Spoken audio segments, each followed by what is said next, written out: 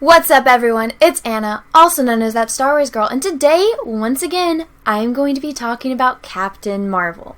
Now, I'm not particularly a numbers person. Math was my least favorite subject in school. Once they started adding letters, I'm just like, I'm taking English. I don't... If you want to find X, you can find it yourself. I'm not interested in finding it for you.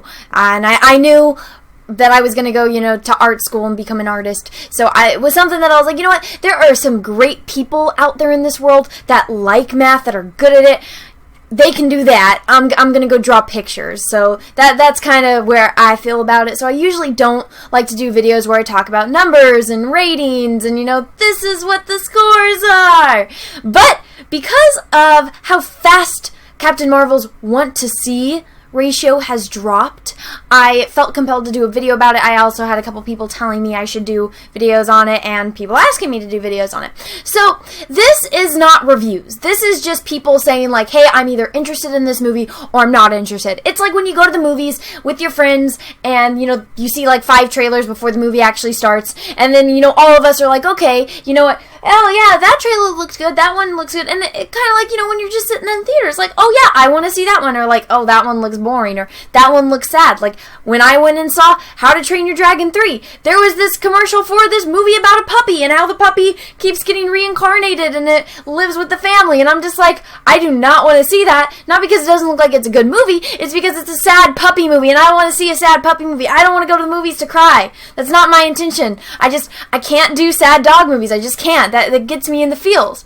So, as far as this Captain Marvel movie, I feel like most people, when you see Marvel movies, you really want to see them.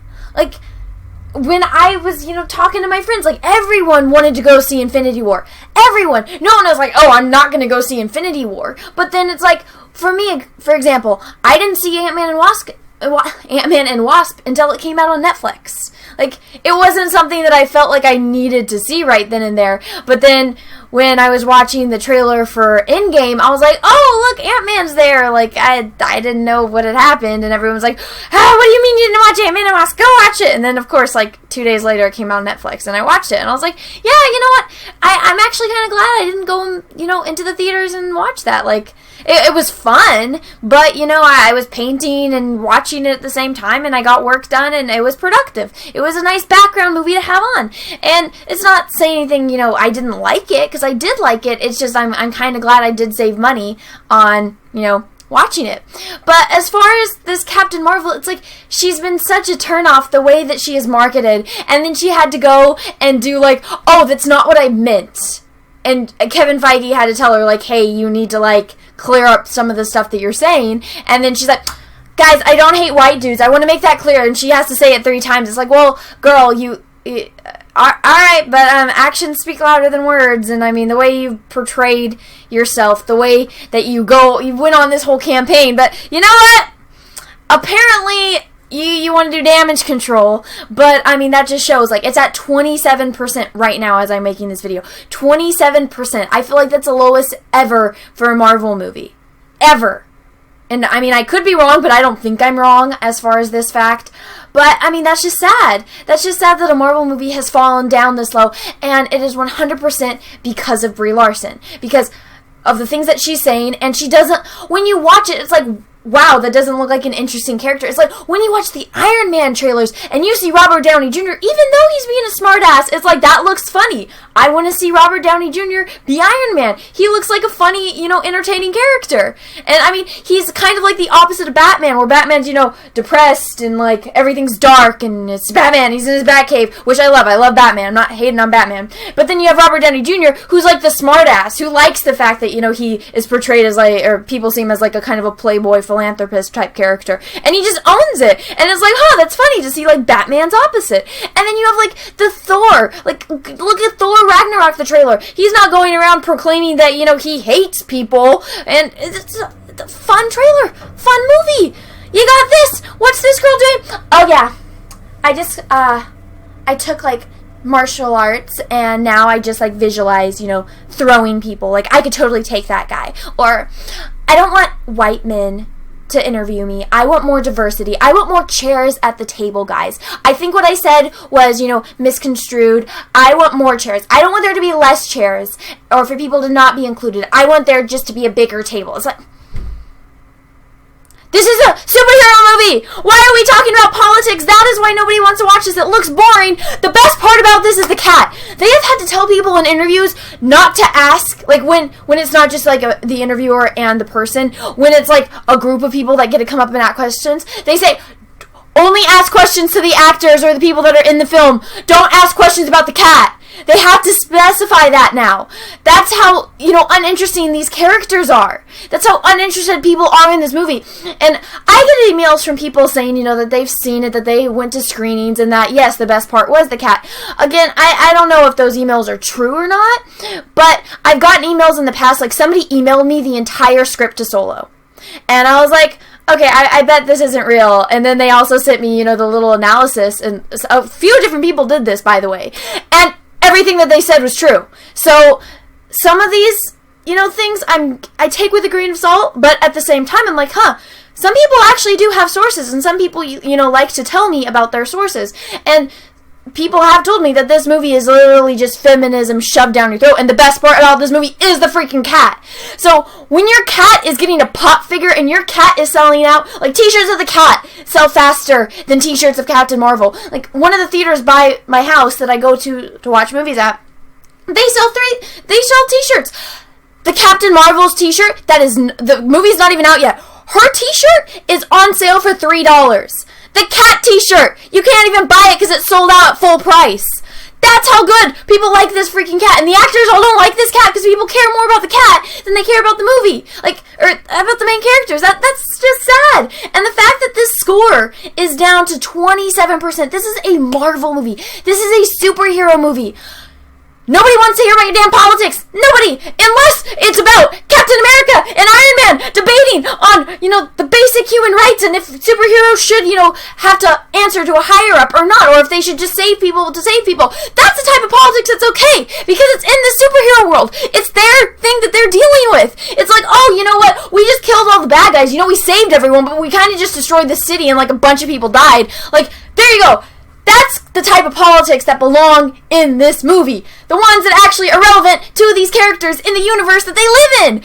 Not ours. Not our ridiculous stuff. And, we need the table to be bigger. Well, girl, guess what? There's more characters coming in every freaking day.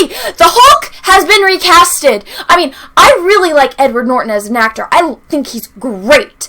But I kind of didn't really notice too much about it because that movie came out so long ago. The one with Edward Norton and Liv Tyler. So when they brought in Mark Ruffalo, it didn't bother me. At first, I even had to have a conversation with my friend about how, was that one even, considered part of this universe, and it is. So, but, it doesn't really even fit too well if you go back and watch all of them. So it wouldn't be the end of the world if after this movie they actually got someone that's not, raving around going, oh, this and oh, that. I wouldn't mind. A lot of people wouldn't mind.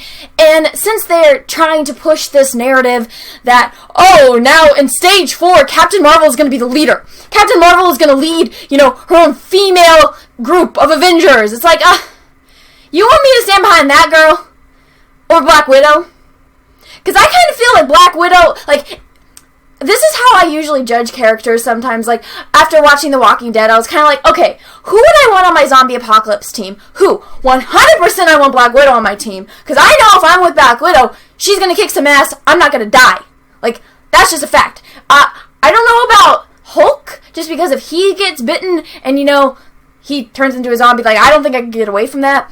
But Black Widow, I would definitely follow Black Widow. I'm not going to follow this girl. Come on. Who's gonna follow her? So this whole thing, everything, I completely understand why it is down so low, why nobody wants to watch it. I'll talk to my family, people that aren't interested, they'll go watch it once and they don't care. It's a superhero movie to them. It's just a movie. And people always say that in my comments, it's just a movie. Get over it. Go look. There's real life things going on. It's yeah, I know there's real life things going on. I have a real life. I'm a real freaking person. I deal with real life situations every day. But this is something that I enjoy. This is my outlet from, real world, real life stuff. And this is the stuff that I love. So me getting passionate about it there's nothing wrong with that. Some people, you know, I don't know, they like food. They like to go and take cooking classes. They like to do that. I like movies. I like art. I like doing art for, you know, storytelling. Everyone is different, so you can't rag on other people just because they like something and they're passionate about it. That's just wrong, and that's just judging people just because you don't like it. So I think you kind of need to get over that on a little side note. But everyone, I'm sorry if you've been hated on because, you know, you're not interested in this movie. I'm not interested in this movie. I mean, like I've said before in previous videos, they are trying to market this to women so that way we can have someone to look up to. We can have female empowerment, and that Captain Marvel is going to be our savior. No, she's not. I don't look up to this woman. I don't look like... What is there to look up to? Nothing. Nothing. There's an arrogant girl. She's got superpowers. Okay, cool. Black Widow doesn't have superpowers, and she's way more badass than this girl. Alright. Well, 27%. I have a feeling by tomorrow it's going to be even lower. So everyone, I hope you enjoyed this video. If you did, go ahead and give it a thumbs up. If you didn't, that's okay too. And if you haven't already, go ahead and subscribe to my channel. Click that little bell. That way you get notifications when I do live streams. And, you know, yeah, sometimes I have my puppy Tulip in there and people like her. So everyone, have a great rest of your day. And may the force be with you, because we are really, really, really going to need it. Bye. Hey everyone, after being asked for months now, I finally got a P.O. box, so if you want to send me some mail, go ahead and send it to Anna, that Star Wars girl, or TSWG for short, at P.O. Box number 28171, Santa Ana, California, 927998171. Thank you, have a great day guys.